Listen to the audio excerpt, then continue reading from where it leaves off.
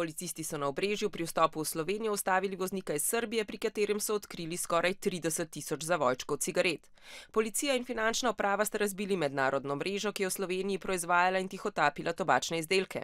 Celjski kriminalisti so razkrinkali združbo, ki je tihotapila cigarete, pralne praške in prestižne avtomobile. To je le nekaj zadnjih takšnih razkritij, ki dokazujejo, da je tihotapljenje tobačnih izdelkov še vedno velik posel. Zadnje, kar smo imeli nekako podatke dane strani francoskih in španskih organov, so v bistvu bili zaslužki takih organizacij tedenski več 10 milijonov evrov.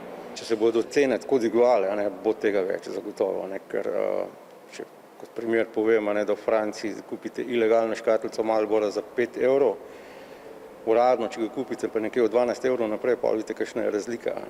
Poleg tega je tobak veliko lažje tihotapiti, kakor na primer droge. Prvega lahko storilci brez težav skrijejo med legalne pošiljke ali pa zgolj priredijo dokumente.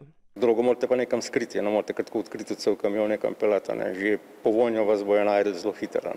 Če si kriminalne združbe manejo roke, pa država na ta račun ogromno izgubi.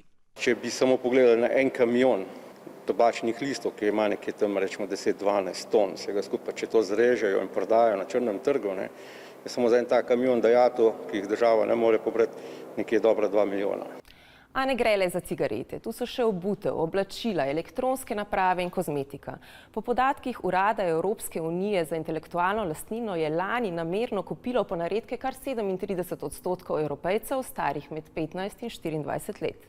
Največ jih je še vedno iz Kitajske, v zadnjem času tudi porast iz Turčije, je pa blago različno, največkrat obutev, oblačila, torbice in podobno. V prostorih carinske pošte na dan pregledajo na stotine paketov iz tretjih držav. Če se jim vsebina ali pa priložena dokumentacija zazdi sumljiva, o tem obvestijo finančno upravo. Tukaj je tale primer jakne, blagovne znamke Hugo Boss.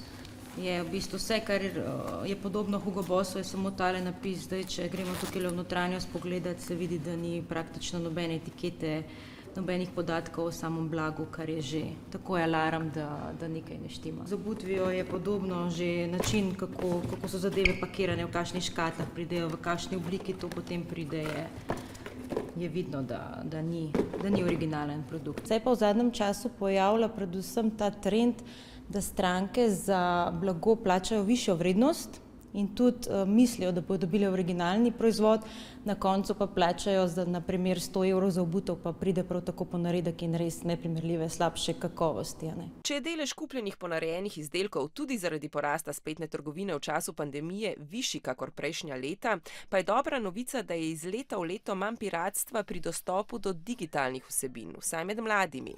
Uporabniki sicer še vedno najpogosteje prenašajo filme, serije, igre in glasbo.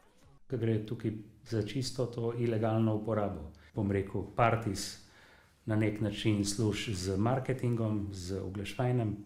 Vir ali pa pomoč pri temu je pa glasba, ki pa seveda ni plačana. Spodbudno pa je, da se delež nelegalno pridobljenih digitalnih vsebin iz leta v leto zmanjšuje. V Sloveniji je lani do njih dostopala petina mladih, leta 2019 pa še skoraj tretjina.